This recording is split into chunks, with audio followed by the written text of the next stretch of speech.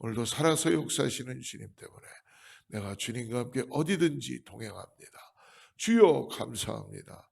오늘도 주님께서 우리를 고치시고 새롭게 해주시고 새 영을 부어주시고 새 찬양을 주시고 우리가 주님을 향한 믿음으로 나가게 하심을 감사합니다.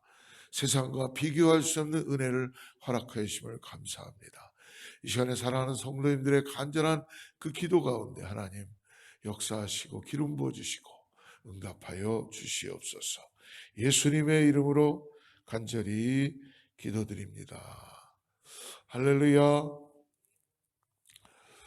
눈이 많이 밝아지셨죠? 예, 어두웠던 눈이 밝아지십니다. 우리의 심령이 그래요. 제가 이렇게 오늘 아침에 묵상을 하는데요. 우리 그 링컨 대통령이 그랬나요? 사람의 얼굴은 40살 이상부터는 자기가 책임져야 된다라는 말을 했죠. 링컨 대통령인지 어떤 누군지는. 근데 우리 믿는 우리들에게는요. 우리의 얼굴이나 우리의 모습은 너무나 중요하다 하는 생각이 들었어요. 여러분 어린아이들 봤지요? 얼마나 천진난만해요. 순진무구나고요. 오늘 새벽에 나온 여러분의 얼굴도 아주 어린아이와 같습니다. 저는 어때요? 그렇게 보이죠? 근데요, 이 얼굴이 좀 있으면 바뀔 수 있어요. 우리 어린아이들이 어쩔 때 바뀌는가 가만히 보니까 먹는 거 앞에서, 그리고 자기가 원하는 거 앞에서 아이들이 얼굴이 싹 바뀌더라고요. 제가 그걸 봤어요. 그러면서 나도 저런 모습이 있겠구나. 여러분 목사님들도 얼굴 바뀝니다.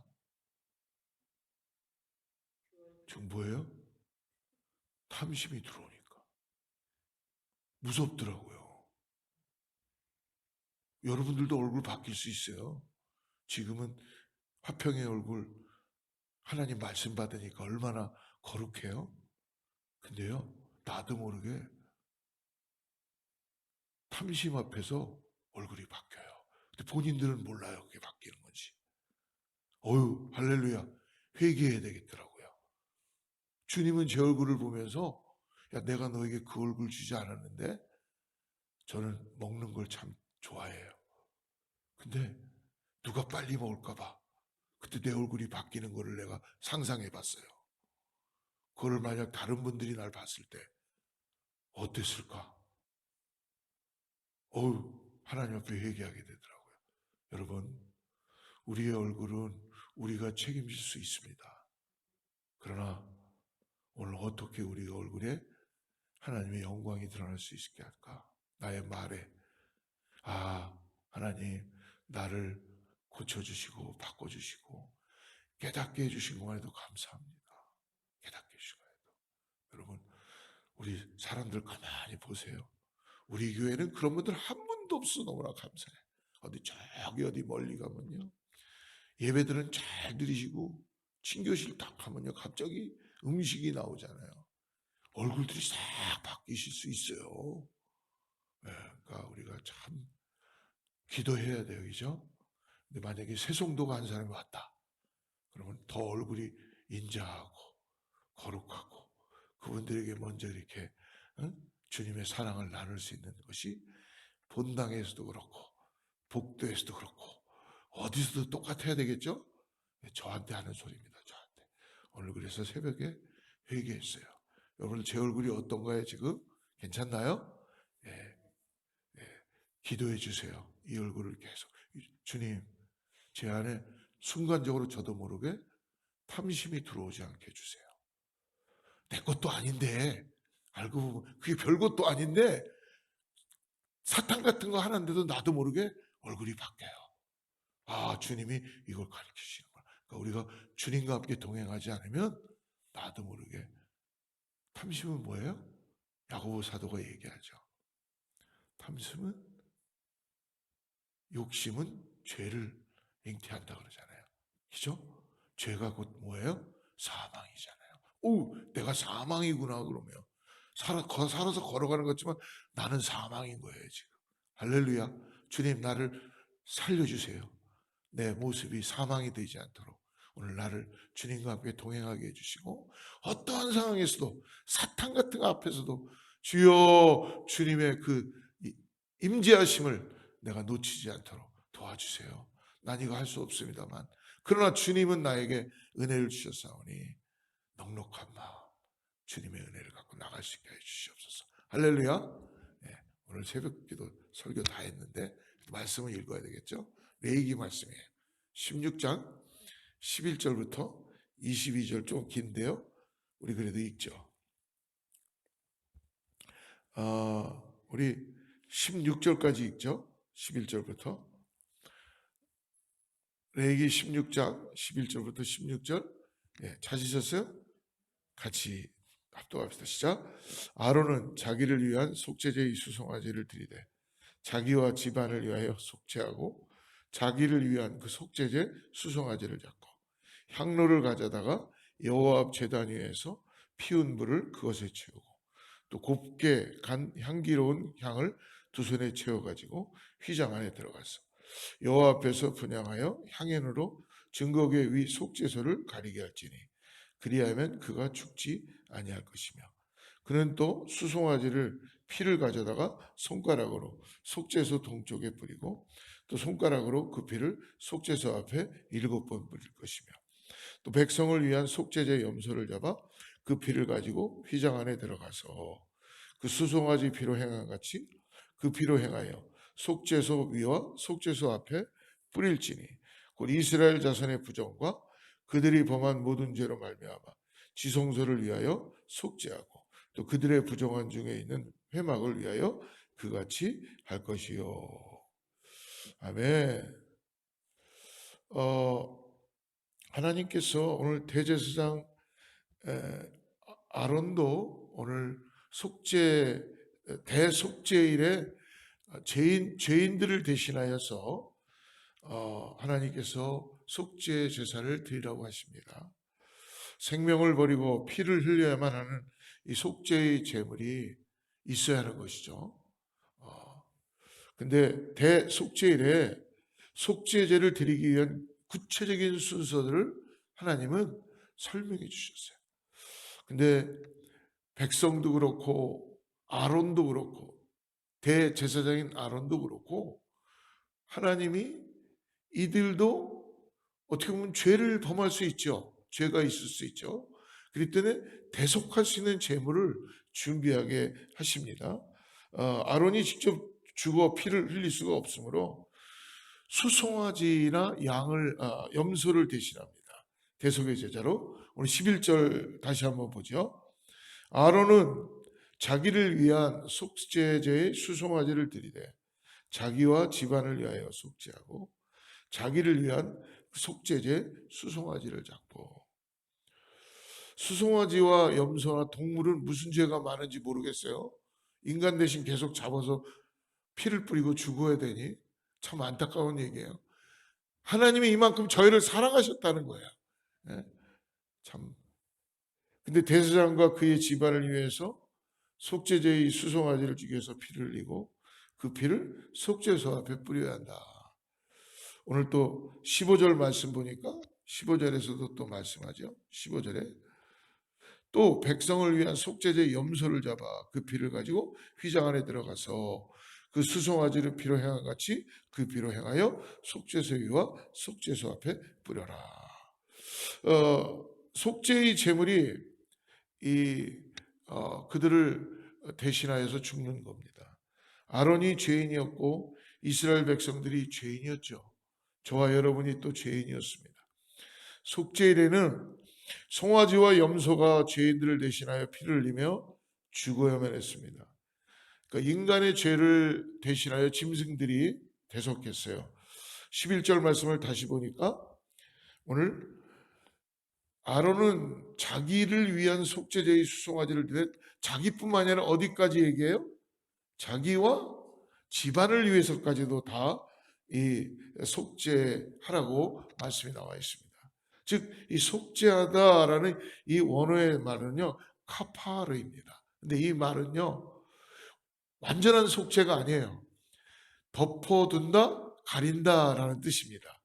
그래서 히브리 원어적으로 이 카파하트는 짐승들의 피를 통해서 인간의 죄를 완전히 제한 것이 아니라 가려놓은 거예요. 보이지 않는 거예요. 덮어놓은 거예요. 덧칠한 겁니다. 그러므로 짐승들의 피를 흘림으로 우리의 죄가 완전히 사라진 건 아니에요. 그러나 그때 그 덮어놓으므로 가려짐으로 보이지는 않아요. 속죄제물의 피가 잠시 동안 인간이 지은 죄들을 살짝 덮었다는 의미입니다. 그러므로 근본적으로 인간은 여전히 덮어져 있기 때문에 죄인으로 남아 있어요. 그러나 대제사장인 아론과 이스라엘 백성들의 죄를 보이지 않게 살짝 덮어 놓았던 이 짐승의 피를 흘렸던 것과는 달리 우리 예수님께서는 하나님도 단번에 우리의 죄를 완전히 리무브 하시기 위해서, 이거는 덮은 것만이 아니라 살짝 가린 것만이 아니라 예수님이 오셔서 십자가에서 우리의 죄를 완전히 사하신 거예요. 깨끗하게 하신 거예요. 그래서 직접 십자가에서 흘려 죽으신 것입니다. 피는 곧 성경에서 얘기하죠. 생명입니다. 그래서 짐승의 피, 짐승의 생명으로 일시적인 죄를 이 지성소에서 덮었지만, 그러나 그것과 달리 하나님의 독생자이신 예수님께서는 십자가에서 피 흘려 죽으심으로써 우리를 완전히 구속하신 거예요. 할렐루야. 그러므로 짐승은요, 매일 죽여서 피를 흘려야만 했어요. 매일마다. 그러나 예수님은 어떻게 오셨어요? 단번에 2000년 전에 돌아가신, 십자가에서 돌아가신 그 예수 그리스도를 그 보혈에 의지하고 예수 그리스도를 믿음으로 받아들이면 우리의 죄를 대속하신 것입니다. 그래서 히브리서 기자가 히브리서 7장 27절에 이렇게 고백합니다. 그는 저 대제사장들이 먼저 자기 죄를 위하여 다음에 백성의 죄를 위하여 날마다 제사 드리는 것 같이 할 필요가 없으니 이는 그가 단번에 자기를 드려 이루셨습니다. 죄가 전혀 없으신 예수님께서 우리를 위해서 제물이 되신 거예요. 저와 여러분의 죄를 대신하여서 십자가에서 죄 없으신 분이 죄를 덮기 위해서만이 아니라, 죄를 가리기 위해서만이 아니라 이제는 완전히 의롭다함에 대한 칭함을 갖기 위해서, 의로운 자, 의롭다면 여김을 받게 하시기 위해서 속죄제로 드려주시고, 그로 인해 우리는 완전한 구원을 얻게 된 것입니다. 사랑하는 성도 여러분, 그러므로 오늘 우리가 해야 되는 것은 예수 그리스도 안에서 살아야 될 줄 믿습니다. 오늘 제가 말씀 처음에 탐욕이라는 걸 갖고 말씀을 드렸는데요. 역시 예수님은 십자가 위에서 우리의 죄를 다 리무브함으로 인하여 탐욕도 걷어가 주셨다는 걸 잊지 마시기 바랍니다. 그러므로 오늘 나와 함께 하시는 예수 그리스도, 십자가에서 나를 죄를 사하시고 그리고 영원한 생명을 주시며 오늘도 나의 자신을 의지하고 나가는 것이 아니라 예수 그리스도를 믿음으로 바라보고 주님과 함께 동행할 때에 우리는 다시 하나님의 자녀로 이 땅에서 하나님의 영광을 보며 살아가게 될 줄을 믿습니다. 그러한 주님이 여러분 오늘 우리와 함께 하신다는 걸 잊지 마시고 어디를 가든지 무엇을 하든지 주님과 함께 동행하신다는 그 믿음 잃지 마시고 여러분들이 하나님의 영광을 위하여 드려지는 발걸음이며 미션이며 도구라는 걸 잊지 마십시오. 그럴 때 어디든지 가시면 예수님이 우리의 죄를 사하시고 우리와 아버지의 관계가 화평의 관계가 된 것처럼 오늘 저와 여러분을 화평의 사도로 보내주시고 불러주십니다. 여러분 죽음이 있는 곳에 저와 여러분이 기도할 때에 하나님의 놀라운 생명의 역사가 나타날 줄을 믿습니다. 어둠이 있는 곳에 저와 여러분을 통하여서 예수 그리스도의 빛이 드러나게 될 줄을 믿습니다. 오늘 우리는 그러한 자로 하나님께서 우리를 부르시고 세상을 향하여 샌딩하십니다. 할렐루야. 그러므로 여러분 일터에서나 가정에서나 어디에서도 여러분 주님의 영광을 드러내는 우리 모두가 되기를 축복합니다. 오늘 한번 하루를 가만히 주님과 함께 동행하며 여러분 주님과 함께 놀라운 은혜를 경험하시는 복된 하루가 되기를 축복합니다. 기도하겠습니다. 하나님 아버지 감사합니다. 오늘 사랑하는 성도님들이 오늘도 예수님 때문에 내가 다시 하루를 시작하며 주님과 함께 믿음으로 발을 뛰며 나아갑니다. 예수 그리스도의 보혈의 은혜가, 예수 그리스도의 십자가의 은혜가, 그러므로 이제 내 안에 그 어떠한 것도 내가 예수 그리스도만의 십자가만을 자랑하기를 내가 고백합니다. 오늘 주님 사랑하는 성도님들에게 하나님의 은혜를 넘치게 하여 주셔서 성령님 우리와 함께 동행하는 것을 우리가 깨닫게 하여 주셔서 어떠한 상황 어떤 순간에도 주님과 함께 동행함으로 주님과 함께 호흡하고 주님 먼저 우리를 인도하여 주셔서 하나님의 살아계심을 놀랍게 선포하며 나가는 귀한 하루가 되게 하여 주시옵소서. 우리 교회 안에 아버지가 특별히 몸이 불편하여서 수술을 준비하는 사람들, 또 회복을 준비하며 있는 성도님들이 있습니다. 하나님 그들을 축복해 주시고 하나님 오늘도 주님의 손길로 붙들어 주셔서 하나님의 뜻이 있고 계획이 있다는 것을 보게 하여 주셔서 고난에서도 주님을 바라볼 수 있도록 역사하여 주시옵소서. 예수님의 이름으로 간절히 기도드립니다.